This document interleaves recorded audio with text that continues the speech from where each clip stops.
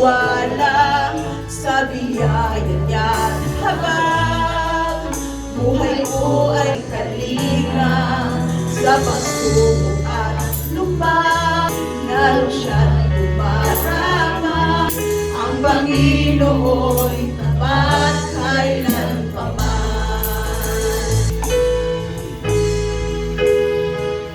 Kung ika'y nalalamig, walang malalapitan para bang na hindi sa iyo'y binabasag. Alalahanin mo sana, minamahal ka niya. Ang Panginoo'y tapat kailanpaman. Biyaya niya't habang sa buhay ko'y sapat, di man karapat-dapat na ako ay iligtas. Pangako niya'y di nag-iiba, di tulad ng iba.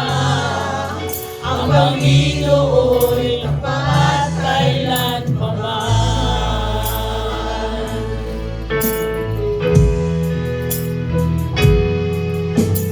Panginoong Jesus,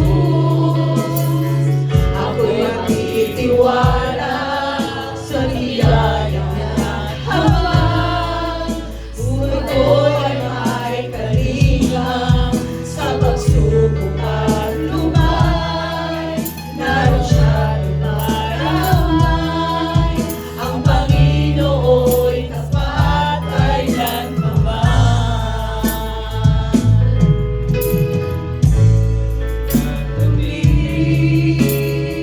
Walang malalapitan para bang laiti sa iyo'y pinapasan. Alalahanin mo sana, minamahal ka niya. Ang Panginoo'y tapat kailanpaman. Biyaya niya't habang sa buhay ko'y sapat, di man karapat-dapat na ako ay iligtas.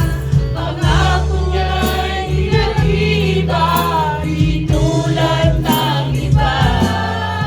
Ang Panginoo'y tapat kailanpaman. Biyaya niya't habang sa buhay ko'y sapat, di man karapat-dapat na ako ay iligtas. Pangako niya'y di nag-iiba, di tulad ng iba. Ang Panginoo'y tapat kailanpaman.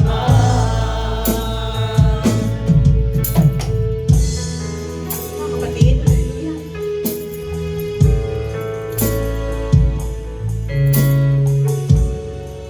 Isipin nyo nga, hallelujah, kung ano kayo ngayon. Isipin nyo nga ang mga biyaya ng Diyos sa inyong buhay, hallelujah. Isipin natin yung mga biyaya ng Diyos na hindi mabilang, hallelujah. Sa kabila ng mga pagsubok sa ating buhay, sa kabila ng mga kasakitan sa ating buhay, na halos wala na tayong mapupuntahan, hallelujah. Nagpapasalamat pa rin tayo dahil andyan ang Panginoong tapat at kailanman hindi nagbabago sa kanyang mga pangako. Imagine this one.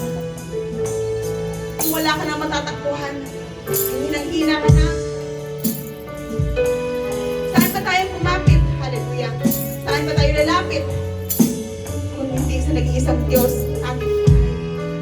Iiwan ka man ng maraming tao sa iyong buhay, manatiling tapat ang Diyos sa kanyang pangako na hindi kanya iiwan at bibitaw.